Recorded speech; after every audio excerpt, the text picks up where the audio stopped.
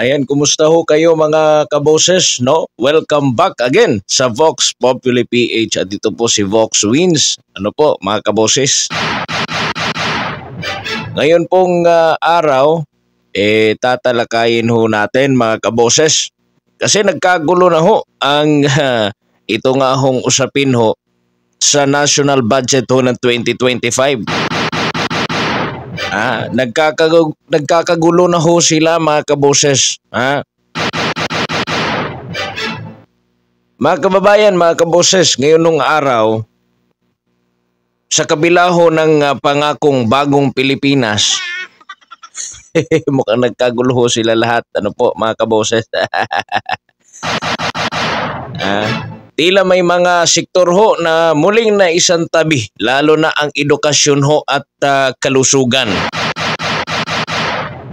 Sa bawat linya ho ng pambansang budget ho ng ating bayan mga kaboses, makikita natin ang refleksyon ho ng prioridad ng gobyerno.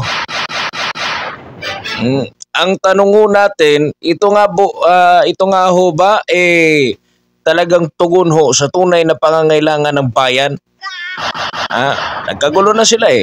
Ayon kay Senator Coco Pimentel, ano po mga kaboses, meron raw hong tatlong pangunahing isyong konstitusyonal ang bumabalot ho sa 2025 national budget. Una nga raw ho dito, bakit raw ho mas binigyan ng mataas na pondo ang mga proyekto sa infrastruktura kaysa sa edukasyon? Samantalang malinaw nga ho sa ating konstitusyon na ang edukasyon ang dapat bigyan ng pinakamataas na prioridad. Kung titingnan ho natin ang mga numero, napansin ho natin na mas malaki ho ang alokasyon ng Department of Public Works and Highways o DPWH kaysa kabuuang budget ho sa sektor ho ng edukasyon.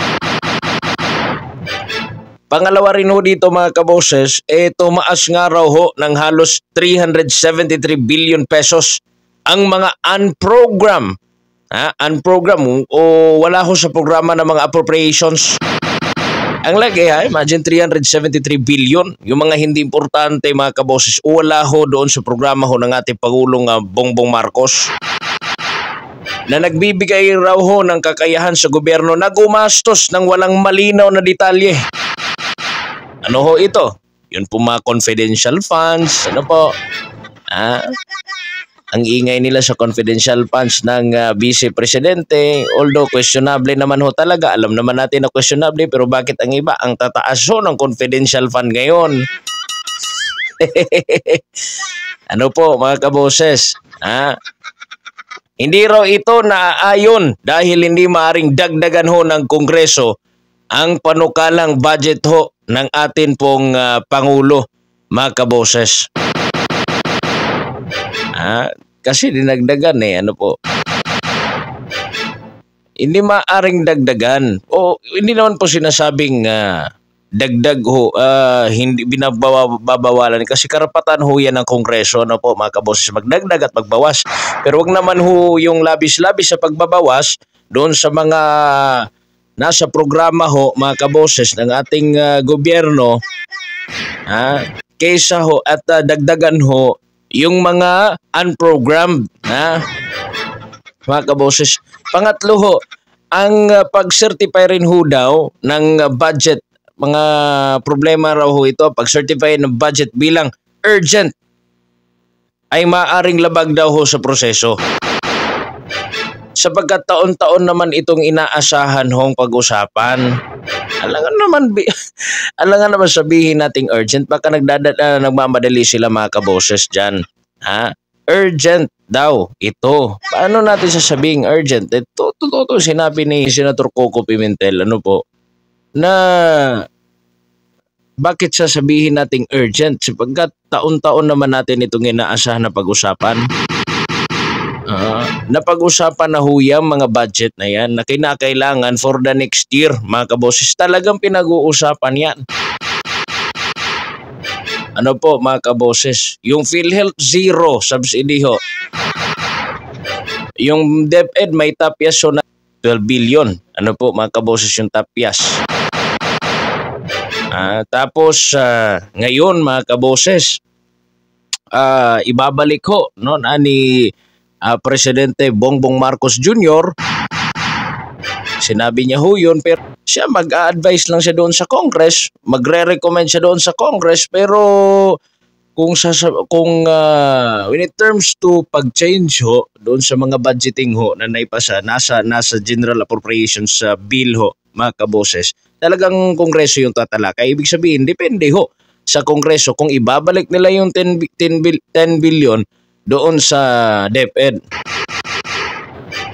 At itong zero subsidy ho ng PhilHealth, sinuportahan ho ito ni PBBM. Akala ho natin mga kaboses na tutulungan niya tayo na magbigyan ho ng subsidiya itong PhilHealth. Pero hindi na ho niya pinaglaban yung PhilHealth kasi sinuportahan niya ho mga kaboses. Ano po?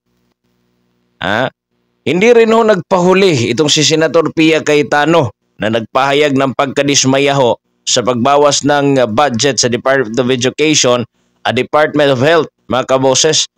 Ang DepEd, kagaya nga ng sinabi ko kanina, 12 billion ho yung binawas na nagdulot ho ng kanselasyon sa computerization program para sa atin hong mga mag-aaral na nangangailangan ho ng teknolohiya upang makahabol sa modernong edukasyon.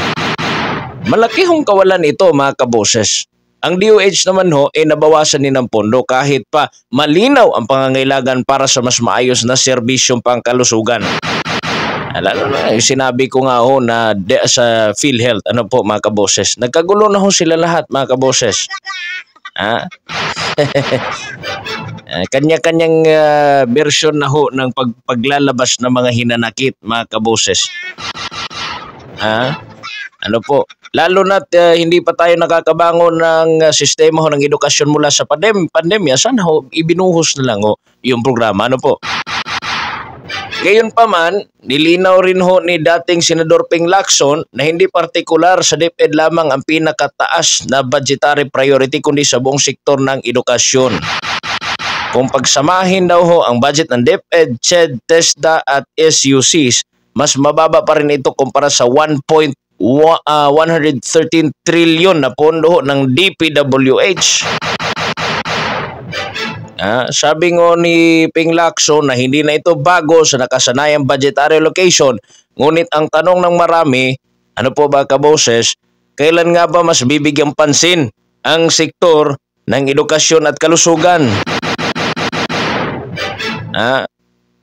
Yan yung mga nauuna mga problema dito sa ating bayan mga kaboses. Yung sistema ho ng edukasyon, kawawa ho yung ating mga kabataan. Kung hindi ho mabibigyan ng kalidad na edukasyon, paano na yung bukas nila? Ano po?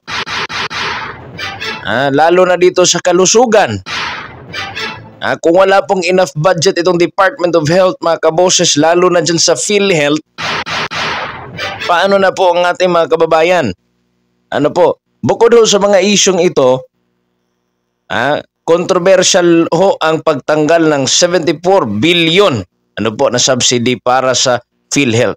Ayon ho kay Pangulong Bongbong Marcos Jr., sapat pa raw ho ang reserba ng PhilHealth na umaabot ho sa 500 billion. Kaya mas mainam raw ho na ilaan ang pondo sa ibang pangangailangan. Ano po? Ano ba yung ibang pangangailangan? Yung mga unprogrammed appropriations? Mas nangangailangan tayo sa ano po, mas nangangailangan tayo dito sa health. Dapat mas na-improve pa sana ito mga kaboses. Instead na pabayaan na lang na gamitin yung reserve. Ano po mga kaboses?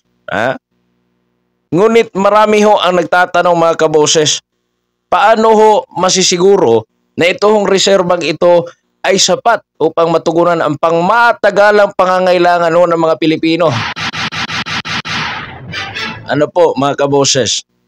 Yan yung mga tanong ng mga Pilipino. Ano po?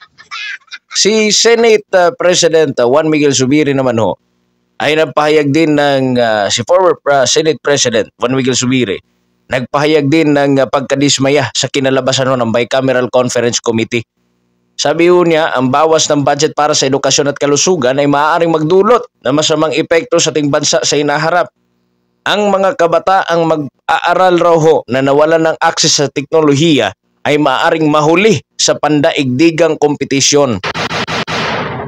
Ang sistema ng kalusugan naman ho raw maaaring mahirapan kapag dumating ang panibagong pandemya o kalamidad. Ayan. Samantala, ayon ho kay Finance Secretary Benjamin Jokno, ang malaking bahagi ng budget ay nakatuon raw ho sa pagkasakatuparan ng mga flagship project sa ilalim ho ng Build Better More program ng administrasyon. Layunin daw nito na palakasin ang infrastruktura ng bansa at makapagbigay ng mas maraming trabaho. Ngunit ang tanong ulit mga kaboses, hindi ba dapat sabay-sabay na isinusulong itong infrastruktura, edukasyon at kalusugan? Bakit tila mas binibigyan ng prioridad ang mga konkretong gusali kaysa sa mga Pilipinong mag-aaral at pasyente? Ang opinyon ho ng taong bayan ay nahati po mga kaboses. Para sa iba, ang mga gusali at infrastruktura ay susi sa pag-unlad ng ekonomiya. Ngunit para ho sa karamihan, ang tao ang tunay na yaman ng bayan. Kasi walang silbi ang mga tulay at kalsada mga kaboses kung ang mamamayan natin ay nananatiling walang sapat na edukasyon at kalusugan. Mga kaboses? Mga kababayan, mga kaboses, malinaw ho na ang budget sa ating pagtalakay ho sa budget natin 2025 ay isang refleksyon ng mga prioridad ng gobyerno. Sa mga hakbang na ito po, sinong sektor ang tunay na nakikinabang?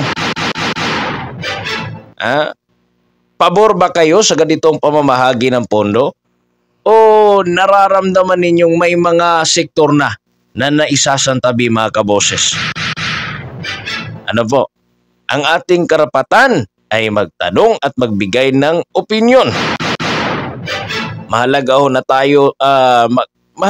na magkaisa tayo sa pagtutol kung kinakailangan upang maipakita na ang boses ng bayan ay mahalaga. Huwag tayong manahimik mga kaboses. Ang kinabukasan ng ating mga anak at susunod na henerasyon ang nakataya rito. Ipaabot ang iyong saloobin mga kaboses sa pamamagitan ho ng pagkomento ho dyan sa ibaba. Ano ang inyong masasabi sa isyong ito? May dapat bang baguhin mga kaboses at sama-sama tayong maghanap ng solusyon para sa mas maliwanag na kinabukasan ng ating bansa. Mga kaboses? Ano ang inyong masasabi sa isyong ito? May dapat bang baguhin? Mga kaboses? Hanggang sa susunod nating usapan, ito po si Vox Wins, mga kaboses, nagpapahayag ng katotohanan para sa bayan. Maraming salamat at magandang araw mga kaboses. Please subscribe, comment, share na lang din po and like po sa ating video na ginawa ngayong araw, sa ating episode po. Huwag mo natin hayaan magkagulo itong mga tao, ating gobyerno dahil lang po dito sa budget. Kasi nagkakagulo talaga yan mga kaboses kung hindi nakatuon doon sa mas nangangailangan na sektor yung paglalaan ho ng budget. Mga kaboses. Kaya yan yung sinabi natin kanina na tingnan natin. Ito yung mukha ng ating gobyerno ngayon mga kaboses. Kayo, ano yung reaksyon nyo? Comment down below. Mga kaboses? Comment down ho kayo dyan sa baba sa ating comment section.